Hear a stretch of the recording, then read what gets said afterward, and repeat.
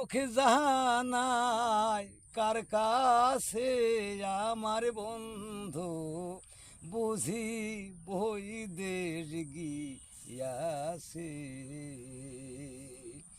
ও প্রাণ সখী লো আমার বন্ধু, বুঝি বই দেশ গিয়াছে।